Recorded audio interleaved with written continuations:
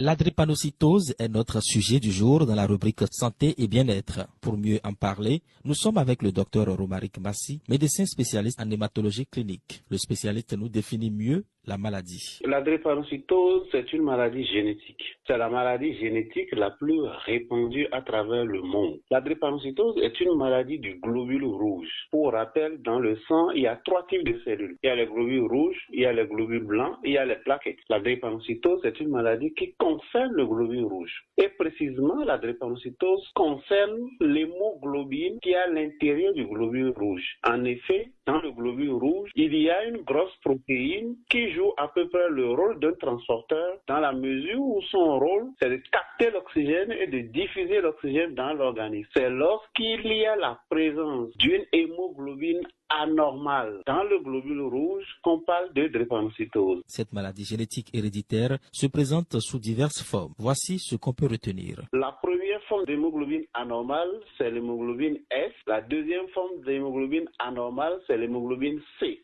Et donc, à partir de ce moment, on va définir comme sujet drépanocytaire les patients soit FS, soit FC, soit F-bêta-thalassémique. Maintenant, il faut toujours préciser que en dehors de ces formes graves qui présentent les symptômes de la maladie, il y a ce que nous appelons les porteurs de traits drépanocytaires, qui ne sont pas malades, qui ne présentent pas les symptômes de la maladie, mais qui peuvent transmettre la maladie à leur descendance. Ce sont les sujets AS, les sujets AC, qui sont bien portants, mais qui peuvent transmettre la maladie à leur descendants. C'est une maladie du globule rouge caractérisée par la présence d'une hémoglobine anormale S ou C à l'intérieur du globule rouge et on distingue principalement 3 formes, FF, FC et F-bêta-thalassémique. Parlons à présent des différentes manifestations de cette maladie. Elles sont nombreuses et multiformes. Docteur Romaric Massi. La première manifestation, c'est l'anémie avec la pâleur. Donc, les lèvres sont blanches, les yeux sont blancs, la paume des mains, la plante des pieds, toutes ces structures ont une couleur plus blanche. La manifestation qui est quand même assez remarquable dans la drépanocytose également, c'est l'ictère. Cet ictère, c'est la coloration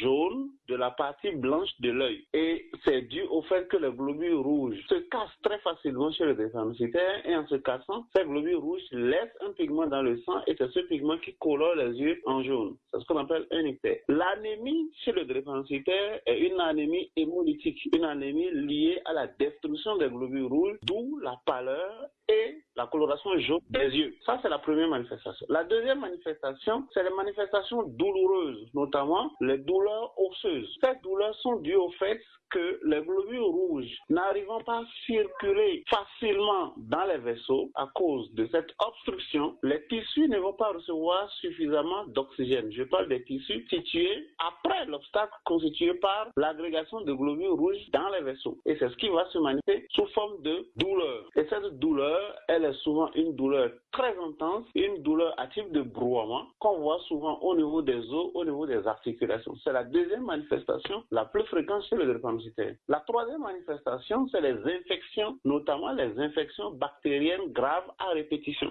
Parce que chez le patient drépanocytaire, le système immunitaire est un peu déficitaire, ce qui laisse le lit à la survenue des infections bactériennes graves à répétition, souvent des infections au niveau de la sphère orale, au niveau pulmonaire. En plus de ces manifestations, le médecin attire notre attention sur celles qu'on peut qualifier de chroniques. Il y a également des manifestations qui vont s'installer à bas bruit, notamment des manifestations au niveau des yeux, ce qu'on appelle la rétinopathie drépanocytaire, qui est une complication chronique qui va s'installer sur le temps. Il y a les manifestations au niveau du cœur, donc ce que nous appelons les cardiopathies, parce que la drépanocytose a également des conséquences sur le cœur. Il y a des manifestations au niveau des reins, ce que nous appelons la néphropathie drépanocytaire. Nous avons les manifestations sur les os, notamment la tête du fémur. Parfois, parce que la tête du fémur ne reçoit pas suffisamment d'oxygène, la tête du fémur va se nécroser, donc va s'effriter. Et parfois, vous voyez certains patients drépanocytaires boiter et avoir mal au niveau de la hanche. Parfois même, on a des manifestations chroniques au niveau de la peau, qui va donner ce qu'on appelle un ulcère chronique au niveau de la jambe et une plaie qui ne cicatrise pas.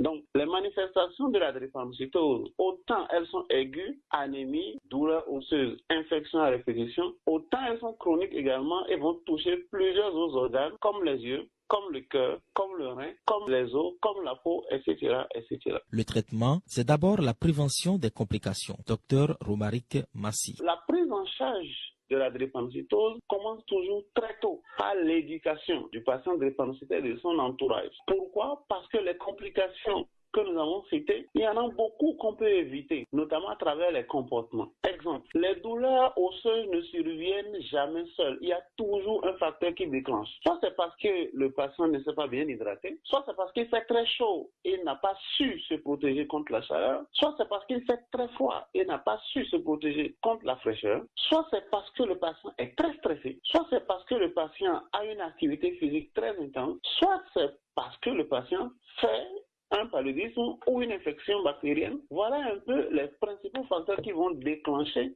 les crises douloureuses. Donc très tôt, on va apprendre progressivement au patient drépanocytaire et à son entourage à pouvoir maîtriser ces facteurs-là. Et rien que le fait de maîtriser ces facteurs permet déjà de réduire de 60 à 80% les crises douloureuses, ce qui améliore nettement la qualité de vie du patient drépanocytaire. Il y a également le fait qu'on va mettre en place un certain nombre de traitements préventifs. Par exemple, on va insister sur un certain nombre de vaccinations chez le patient drépanocytaire et ces vaccins vont protéger le patient drépanocytaire contre les infections bactériennes graves. Donc, le premier point du traitement, c'est d'abord la prévention des complications. En dehors des mesures préventives, des vaccins existent aujourd'hui pour faire face au mal. Voici les explications du médecin. En dehors des mesures que nous mettons en place pour la prévention des complications, il y a également des thérapies innovantes qui ont été développées au fil des années et qui améliorent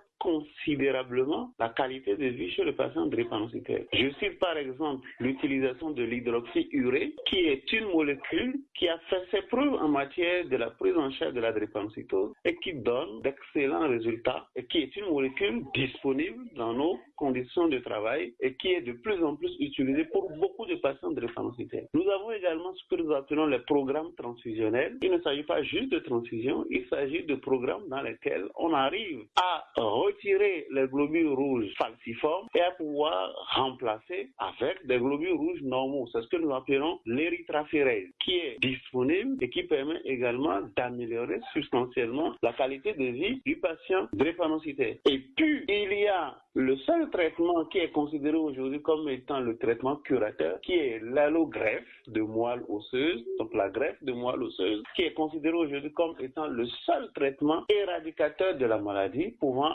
aboutir à la guérison de la maladie, qui n'est pas encore disponible sous nos cieux, mais qui est disponible dans les pays occidentaux, comme la France, comme le Canada, comme les États-Unis, etc., etc. C'est ainsi que nous clôturons la rubrique santé et bien-être de ce jour. Merci de nous avoir suivis et à la prochaine.